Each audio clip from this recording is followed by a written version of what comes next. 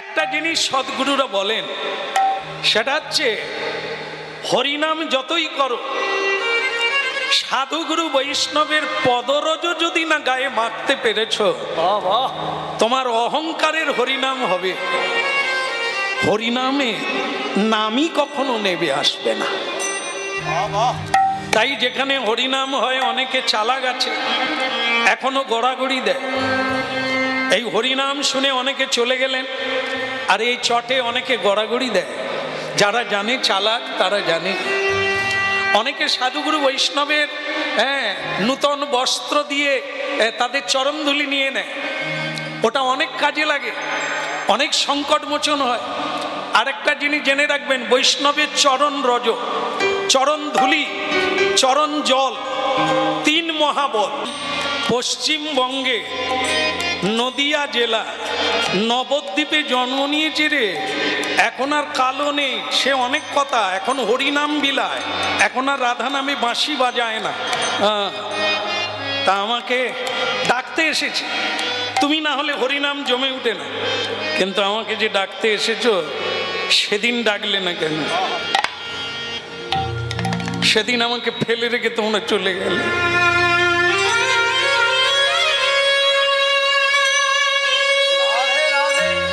5000 বৎসর ভক্তমণ্ডলী মায়েরা, 5000 বৎসর আগে ভগবান কৃষ্ণ এসেছিলেন এই পৃথিবীতে।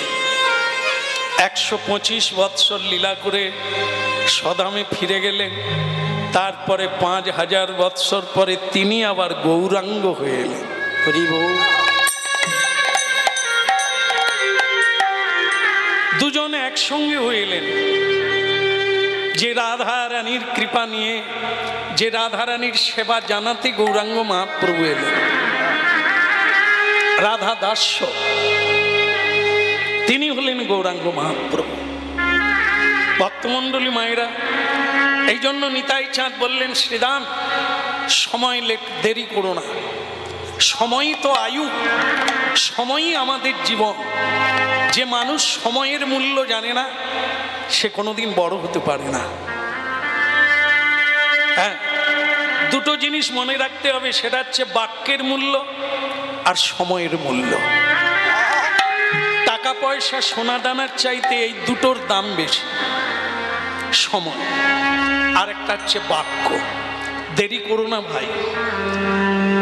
বৃন্দাবনের লীলা এখন নবদ্বীপে চলছে, পশ্চিমবঙ্গে, বাংলার মাটিতে, বাঙালির ঘরে বাঙালি হয়ে জন্ম নিয়েছে কৃষ্ণ।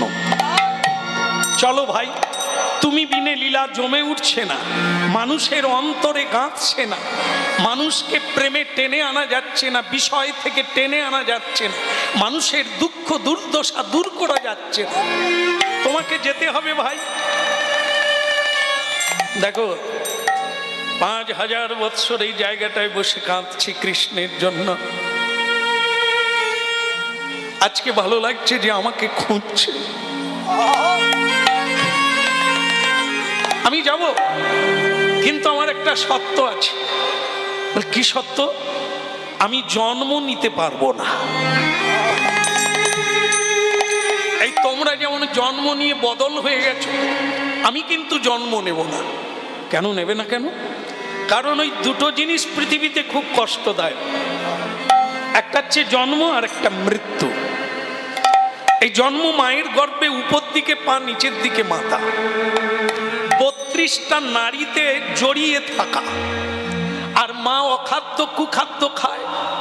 সেগুলো যখন পচে তাতে যখন কৃমির জন্ম হয়, সেই কৃমি ছোট্ট ছোট্ট শিশুকে দংশন করে।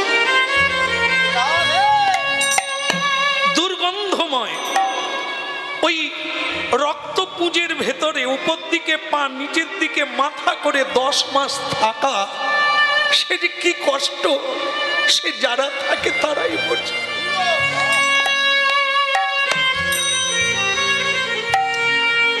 এই জন্ম কষ্ট। হ্যাঁ, আর একটা কথা, যাবৎ জনমং তাবৎ মরণ। জন্ম নেওয়া মানে আবার মরতে হবে। এই মৃত্যু মানুষের কাছে যন্ত্রণা। মাঝখানে যৌবনে নিধুবনে রঙ্গরসে যা পলু, তারপরে এসে গেল কি জরা, বার্ধক্যকাল। মানুষের এই বার্ধক্যকালকে বয়ে নিয়ে যাওয়া যে কত বড় বোঝা, কত বড় যন্ত্রণা, আজকের বার্ধক্য বয়সদের দেখলে চোখে জল আসে।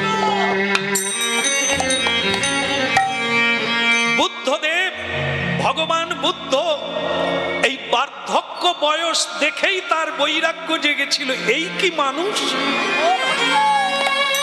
এই কি মানুষের পরিণতি, এই মানুষের শান্তি। আমি একে জয় করব, মৃত্যুকে জয় করব। তাই বোধিসত্ত্ব লাভ করেছিলেন বিহারে, গয়াধাম, বুদ্ধ গয়া। সেখানে গিয়ে আজও দেখবেন হাজার হাজার মানুষ সেখানে তপস্যা করছে। যেখানে বোধিসত্ত্ব লাভ করেছিলেন এক বৃক্ষতলে 2500 বৎসর আগে ভগবান বুদ্ধ, সেই শান্তির জায়গা আজও আছে। যারা এগুলো শোনে, যারা এগুলো বুঝতে পারে, তাদের হৃদয়ে বৈরাগ্য জেগে যায়। মনুষ্যত্বকে জাগাবার জন্য তারা ব্যস্ত। তাই আজকে নিতাই চাঁদকে জড়িয়ে ধরে বলছে, ভাইয়া আমি যাব কিন্তু জন্ম নেব না। এদিকে দেখো, পৃথিবীর দিকে তাকিয়ে দেখো, যারা জন্ম নিয়েছে তারা মরার জন্য, মরবে না বলে কত চেষ্টা করছে, কিন্তু তারা জানে না একে আটকানো যাবে না। সংসারে সবকিছু মিথ্যা, একটাই জিনিস সত্য, সেটা হচ্ছে মৃত্যু। মৃত্যুকে কোনো কিছু দিয়ে, কোনো কারণে, কোনো ভাবে তুমি আটকাতে পারবে না। এর নাম ধ্রুব সত্য। এই জন্য জন্ম নিলেই মরতে হবে, মরলে আবার জন্ম হবে। আমি তাই ওখানে জন্ম নিতে চাই না।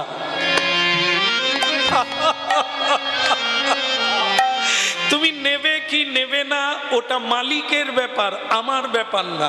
আমি তো চাকর, আমি নিতাই, আমি নিমায়ের দাস, আমি গৌরাঙ্গের দাস। আমি তারই নাম বিতরণ করি, তার আজ্ঞাতে করি।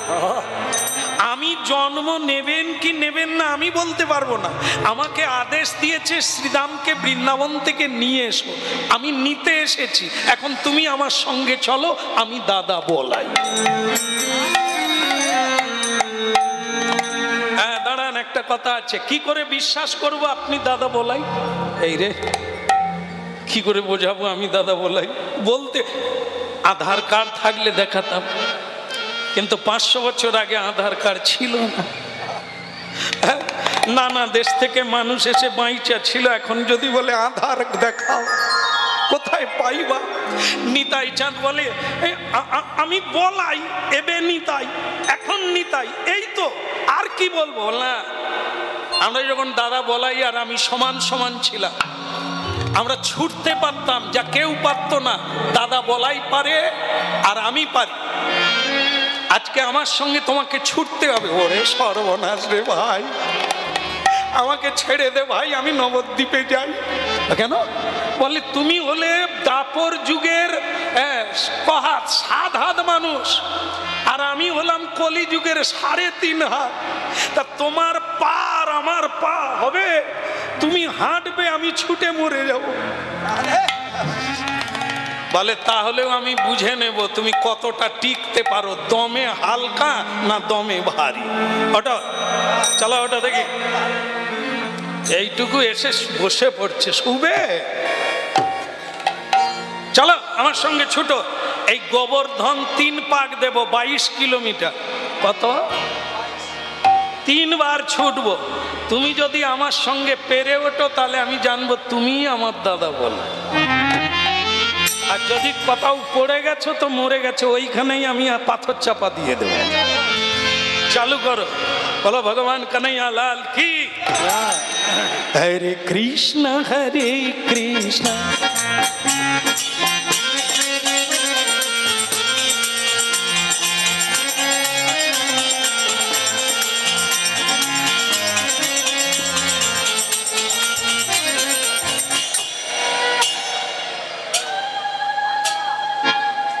একে তো পাথর চাপা দিতে হবে। কি হলো রে? আমি আর পারবো না। ভাই 22 কিলোমিটার রাস্তা। আজও আপনারা অবাক হবেন, বৃন্দাবনে গিয়ে খোঁজ নেবেন, একজন এই 22 কিলোমিটার পরিক্রমা 3 বার করে দেয়। সাধুদের নিয়ম কি কঠোর দেখুন, এই 22 কিলোমিটার রাস্তা দিন রাত্রি করে 3 বার পরিক্রমা দিচ্ছে। আর কোন কোন সাধু প্রতিদিন একবার, অনেক মায়েরাও যারা ওখানে বাস করছেন বা যতদিন থাকছেন একবার হলেও পরিক্রমা গিরি গোবর্ধন, যা চাইবেন তাই পেয়ে যাবেন যদি একবার দিতে পারেন। কথাও বসে গেলে হবে না। এই যে যেমন ফুকন্তি বসে গেছে। কলিকালের মানুষ অন্নগত প্রাণ, কতক্ষণ থাকবে? পান্তা ভাত খেলো, এক ছুট দিয়ে ঘাম ভেসে।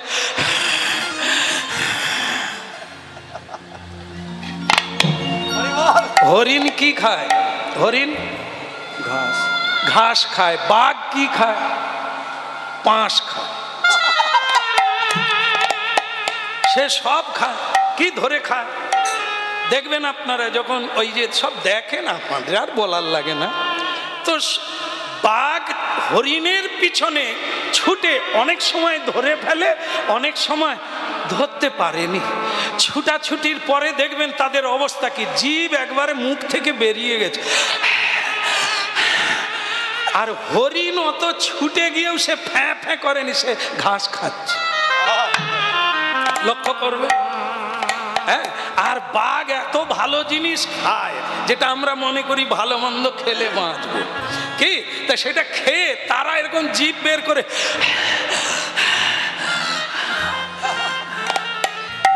অবস্থা রে, পাকস্থলী টানতে পারেনি। আর কত চিববে? যারা ঘাস খায় তারা কারা? গরু, হরিণ, আরো ছাগল ইত্যাদি। এরা সব শাকাহারী, সাত্বিক আহার করে। তাই এদের তেজ দেখবেন। বানর, হনুমান, এরা কি খায়?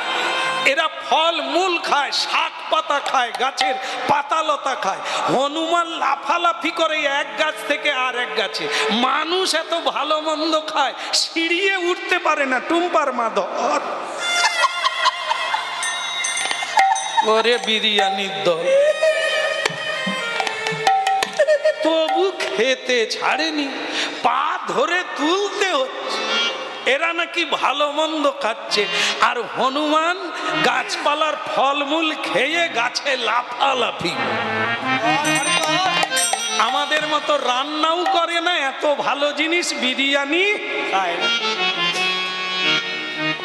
এই জন্য এখন সব ডাক্তারই বলছে 2 দিন যদি বেশি বাঁচবে সাত্বিক আহার করো, ভোরবেলা উঠে রাস্তায় হাঁটো। চাকর চাকরানি ছেড়ে দিয়ে নিজের কাজ নিজে করো, 2 দিন যদি বাঁচতে পারো। আর না হলে কই গো চম্পার মা,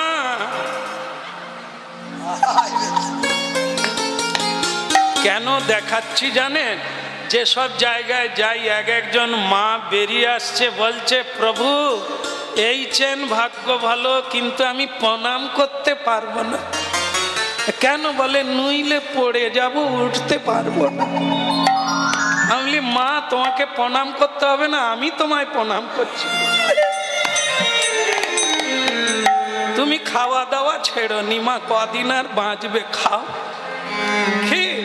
খেয়েই মরলো রে, কি খাবার খাচ্ছে যার জন্য শরীর টানতে পারছে না। আরে খা, একটু কর্ম কর না, হ্যাঁ নিজের কাজটা নিজে কর না, এত ডাক্তারকে পয়সা দিতে হবে। হ্যাঁ, এই জন্য দেখুন আজকে শ্রীরাম বলছে যদি হাঁপানিত হয়েছে তাহলে জেনে নেব তুমি আমার দাদা না। ঠিক আছে, বসে পড়েছে। নিতাই চাঁদ বলে দেখ ভাই আমাকে আর বলিস না, তোমার সঙ্গে আমি পেরে উঠবো না। তুমি 7 হাত, আমি 3.5 হাত। তাহলে যাক, আমি পাথর চাপা দেবো না। তাহলে কেন? এই যে 1 পাক ঘুরেছো এতেই ধরে নিয়েছি তুমি আমার দাদা। ঠিক আছে ঠিক আছে, আমি তোমার সঙ্গে যাব, তবে ওই কন্ডিশন থাকলো আমি জন্ম নেব না। হ্যাঁ, আপনারা গীতা পড়বেন, হরিনাম যদি ঠিক ঠিক শুনেন আর আপনাদেরও জন্ম হবে না। হ্যাঁ, কোথায় বলছেন? গীতায় বলেছেন জন্মা কর্ম वाचा में दिव्यम जो व्यक्ति तत्व तक्ता देहं पुनर्जन्म नैति मामेति सौर्जिनम। ভগবান শ্রীকৃষ্ণের জন্মের কথা রহস্য, এটাকে রহস্য বলা হয়। জন্ম রহস্য, কর্ম রহস্য। যে প্রকৃতভাবে জানতে পারবে তক্তা দেহং পুনর্জন্ম, তার আর পুনর্বার জন্ম নিতে হবে না, নিত্য দেহপ্রাপ্ত হয়ে গোবিন্দের লোকে গিয়ে অবস্থান করবে। শ্যামগরি অঙ্গে দেব চন্দনের গন্ধ, শ্যামগরি অঙ্গে দেব চন্দনের গন্ধ, শ্যামগরি অঙ্গে দেব চন্দনের গন্ধ, শ্যামগরি অঙ্গে দেব চন্দনের গন্ধ, আজ্ঞাতে করিব সেবা চরণারবিন্দ, আজ্ঞাতে করিব সেবা চরণারবিন্দ, আজ্ঞাতে করিব সেবা চরণারবিন্দ, আজ্ঞাতে করিব সেবা চরণারবিন্দ। রাধা কৃষ্ণ প্রাণম যুগল কিশোর, রাধা কৃষ্ণ প্রাণম যুগল কিশোর,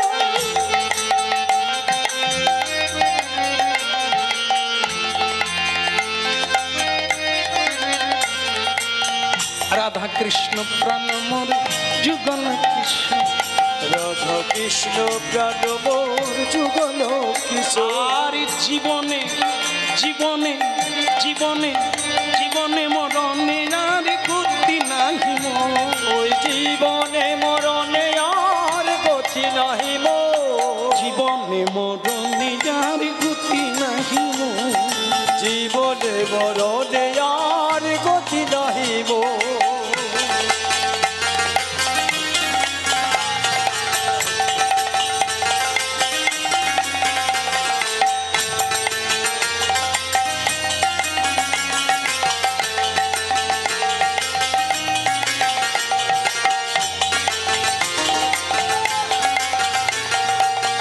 রাধা কৃষ্ণ প্রাণ মোর যুগল কিশোর, রাধা কৃষ্ণ প্রাণ মোর যুগল কিশোর, ওই জীবনে মরণে আর গতি নাহি মোর, জীবনে মরণে আর গতি নাহি মোর।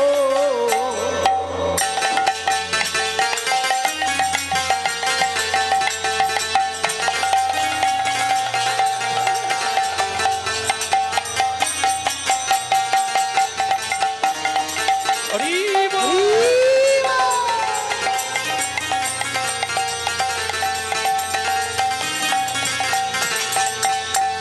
বলো শ্রীরাম ঠাকুর কি, প্রভু নিত্যানন্দ কি। একটা কথা বলতে হবে, সেটা হচ্ছে কমিটির পক্ষ থেকে এই হরিবাসর সবকিছু তো বাহ্যিক আর্থিক, তো সুতরাং ভিক্ষা করেই হরিবাসর হচ্ছে, এখনো তারা ভিক্ষা করতে চান। সুতরাং আপনাদের কাছে যাচ্ছেন, আপনাদের সাধ্য অনুসারে ভগবত সেবায় লেগে যাবেন, যার যেরকম সাধ্য দিয়ে ভগবানের সেবায় লেগে যাবেন। নিতাই গৌর হরি বল। তা আমরা বন্ধ রাখবো না, গাইব, আমরা চালাতে থাকি নাকি, ওনারাও চালাক আমরাও চালাই। বলো রাধা রানী কি, তাহলে হলো কি, ওই হয়ে গেল। শ্রীরামকে নিয়ে বৃন্দাবন থেকে নবদ্বীপে পৌঁছে গেল। হরি বল। শ্রীরাম গৌরাঙ্গ মহাপ্রভুর দিকে তাকিয়ে থাকলো। আমার ভাই কৃষ্ণ শ্রীরামের দিকে তাকালো, দুজনের নয়নে অশ্রু এসে গেল। মনে পড়ে গেল বৃন্দাবনের ব্রজভূমির ভালোবাসা, ব্রজ প্রেমের কথা মনে হয়ে গেল। যাকে আমি কাঁধে করে বেড়াতাম, এই কি সেই ভাই? কানাই কি ভাবে গৌরী হলি, তাই বলো আমারি। কানাই কি ভাবে গৌর হলি, তাই আমারে কানাই কি ভাবে গৌর হলি, তাই বলো কানাই প্রিয় ভাবে গৌর হরি তাই আমারে বলো। তুই যে গৌর হয়ে চলে এলি, আমার কথা মনে হলো না? এই কি তোর ভালোবাসা কাদাই? এই তুই আমার ভালোবাসিস? বৃন্দাবনে কত খেলা খেললাম, সেসব ভুলে গেলি? আজ আমাকে ছেড়ে দিয়ে তুই এখানে কীর্তন রসে মেতে গেলি, সকল ভক্তকে নিয়ে এলি, আমাকে বাদ দিয়ে দিলি। কানাই কি ভাবে গৌর হলি তাই বলো কানাই প্রিয় ভাবে গৌর হরি তাই আমারে বলো।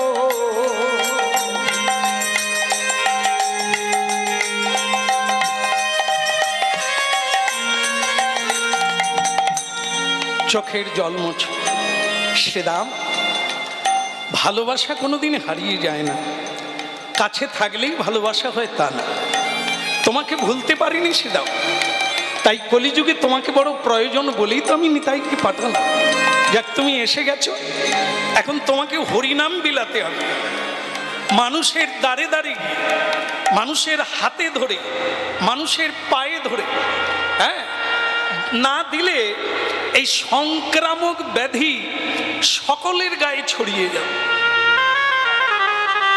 হরিনাম দিয়ে জীবের ভবরোগ দূরীভূত করতে হবে, বিষয় রোগ দূর করতে হবে। এ বড় সংক্রামক ব্যাধি, তাই তোমাকে প্রয়োজন কলিকালে। মানুষ বোঝে না, তারা হরিনামে আসতে চায় না, তাদের বাড়িতে গিয়ে হরিনাম দাও। নিতাই গৌর হরি। হরিবাসরে যত ঝাড়বাতি দিক, সকলে হরিবাসরে আসে না। অনেক বিষয়ী মানুষ, ভোগী মানুষ, তারা আসে না এখানে। এই জন্য মহাপ্রভু আরেক প্রকার বলেছেন, নাম হট্ট। বাড়ি বাড়ি গিয়ে নাম হট্ট করো, রাস্তায় রাস্তায় পরিক্রমা করো, তাদের উদ্ধার হরি নামেই হবে, হরি নামের দ্বারা হবে। তাই এক কাজ করো, পরিক্রমা করে তাদের কানে হরি নাম ঢুকাও। দেখুন কি হরিনাম কতখানি প্রয়োজন, যেন তেন প্রকারেণ হরিনাম দিতে। তাই মহাপ্রভু বলছেন, শ্রীরাম, এই কলিকালে তোমার মতো শক্তিমান, তোমার মতো ধীর প্রজ্ঞা জ্ঞানীর দরকার আছে, নালে মানুষকে বুঝাবে কে? হ্যাঁ, এক উল্টো গতি। রোগী রোগ জানে না, ডাক্তার জানে। তাই ডাক্তার রোগীকে ধরে ধরে চেম্বারে আনছে। তাই ভক্তমণ্ডলী মায়েরা, কলিকালের সাধুবদ্ধ নিত্যানন্দ যেচে সেদে জগাই মাদাইকে যেচে হরিনাম দিবে, মার খেয়েও হরিনাম দিবে। এই হচ্ছে কলিকাল। মানুষ জানে না। যেমন আমরা একজন ডাক্তার আছেন, আছেন নয় ছিলেন, আপনারা জানেন সবাই তার নাম, যিনি কোনোদিন রোগীকে হাত দিতেন না, এমনিতেই বলে দিত তুমি আর কদিন বাঁচবে। হ্যাঁ, ডাক্তার বিধানচন্দ্র রায়, তিনি পশ্চিমবঙ্গের মুখ্যমন্ত্রীও ছিলেন, হ্যাঁ, প্রাক্তন মুখ্যমন্ত্রী। তার দেখো, আজকের অনেক ডাক্তার আছেন, হ্যাঁ, তারা এক্সরে করে আলট্রাসোনা করেও বলছে রোগ ধরতে পারি। আর তিনি রিক্সায় চড়ে চলে যাচ্ছেন, পাশ দিয়ে আরেকটা রিক্সায় প্যাসেঞ্জার আসছে, তাকে দেখে বলে দিয়েছিলেন, এই তুমি ডাক্তার দেখাবে, না হলে 6 মাস বাঁচবে। সে বলে, উনি কি পাগলা নাকি? উনি কে? বলে দিচ্ছেন আমি মরে যাব 6 মাস।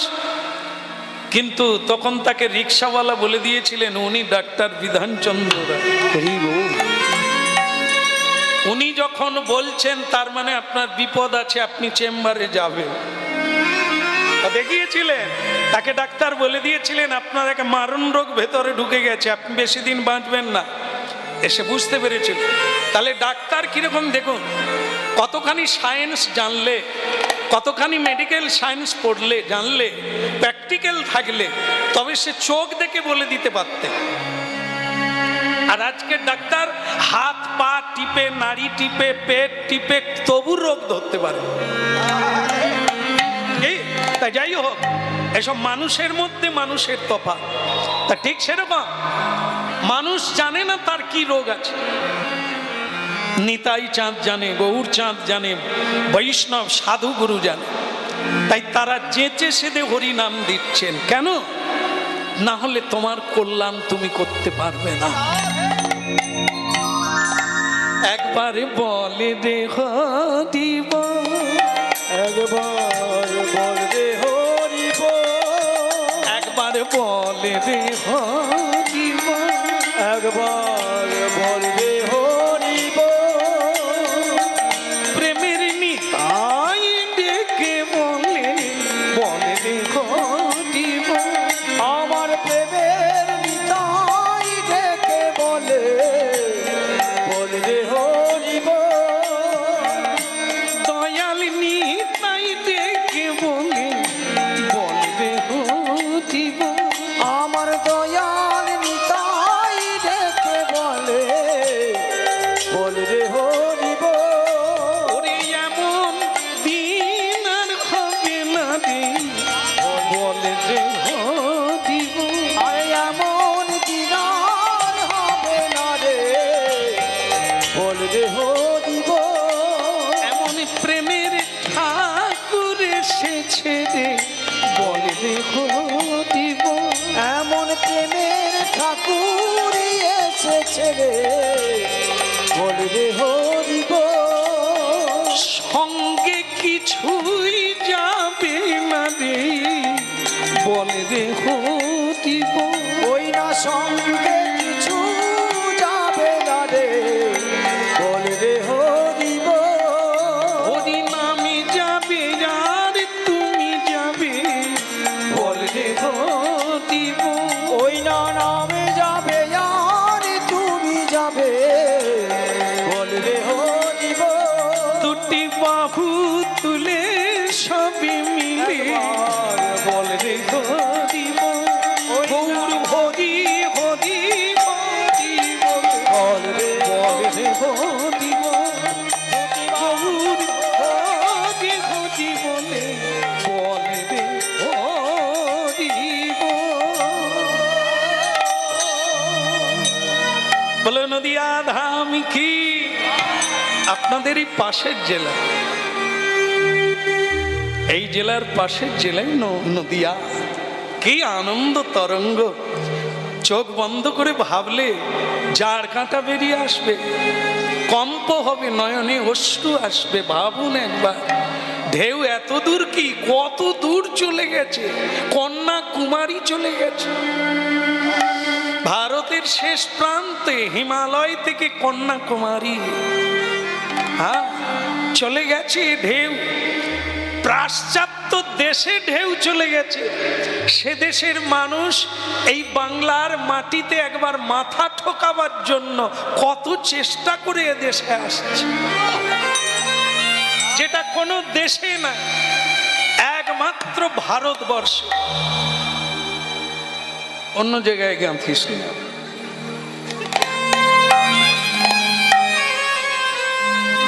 যাক, এরা তবু বুঝলো কটা টাকা দিল।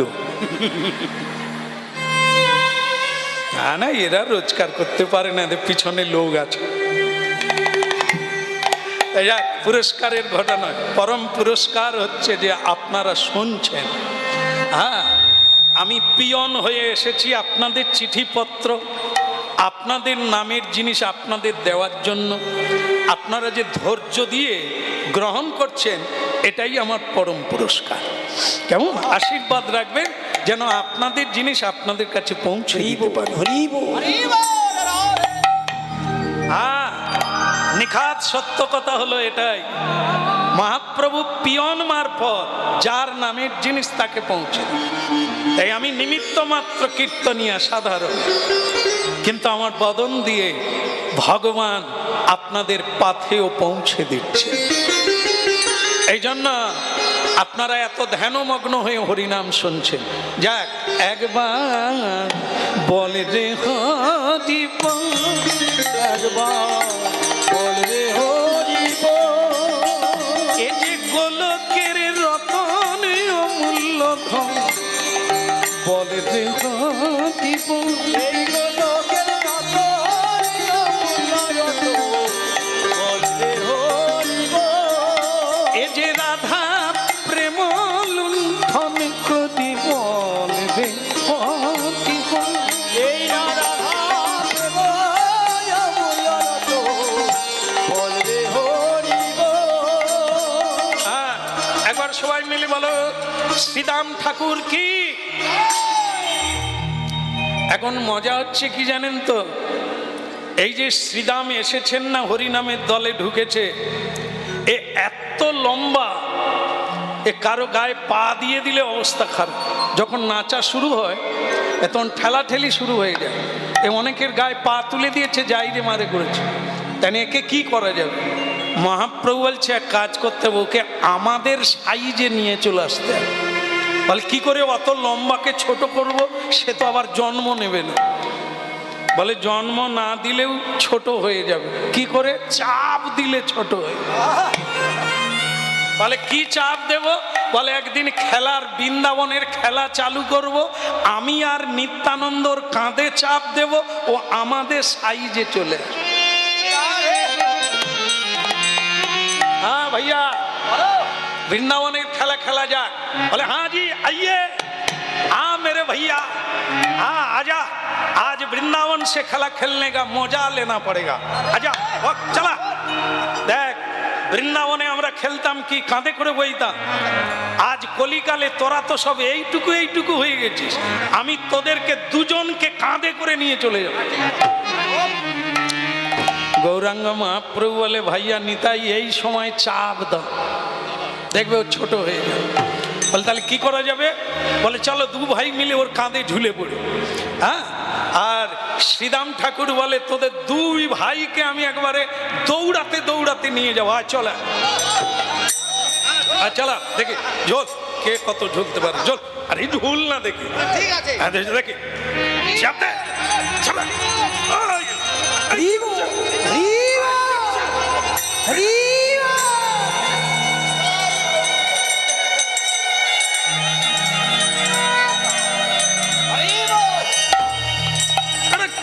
এটা কি হলো? কি এই আমাকে এরকম চেপে ছোট করে দিলে কেন? নিতাই গৌর হরি, এই লীলা হয়েছে। অত লম্বাকে ছোট করে দিলে, 7 হাতকে 3.5 হাতে কমিয়ে দিল, ছোট হয়ে গেল।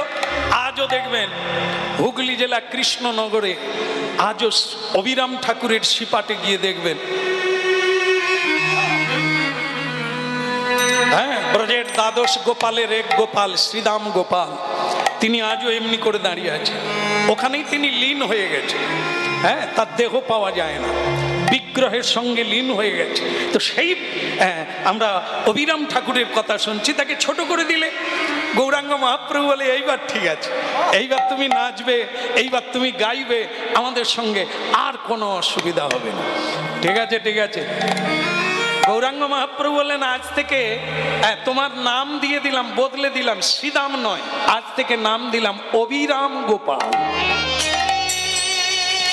আজ থেকে তোমার নাম হলো অবিরাম গোপাল।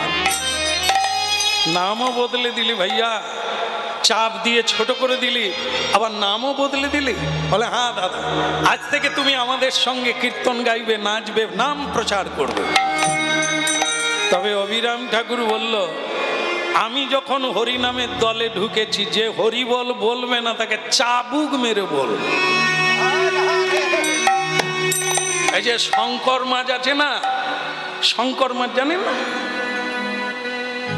এই তো বেটা গোল গোল দেখাচ্ছে, ওর লেজ আছে বড়, ওর লেজ ভারী শক্ত এবং চাবুকের কাজ করে। ওই মাছের লেজ দিয়ে অবিরাম ঠাকুর একটা লেজ নিয়ে নিল, নিয়ে এই হরিনাম প্রচারে বেরিয়ে গেল। বেরিয়ে গিয়ে দেখলো যারা যারা হরিবল বলবে না প্যাক করে দিয়ে দেবে। হ্যাঁ, আর যখন না তারপরেও হরিবোল বলবে, আবার প্যাক করে দেবো। মার খেয়ে মরে যাওয়ার ভয়ে ও হরিবোল বলবে, এরকম করেও তিনি বলাতেন। আবার শোনা যায় ওই চাবুক যাকে মারতেন হরিবল হরিবল। সে প্রেমে গদগদ হয়ে যেতেন, প্রেমে পুলকিত হয়ে যেতেন। হওয়ারই কথা, অভিরাম ঠাকুরের স্পর্শ পাওয়া সে তো মহাপ্রভুর স্পর্শ। হ্যাঁ? এই জন্য সৎ গুরুর স্পর্শ নিতে হয়, সাধু সঙ্গের চরণ ধুলি নিতে হয়। মহতের পদরজ অভিষেক বিনে তাহারে না পাই রাজা বিবিধ বিধান।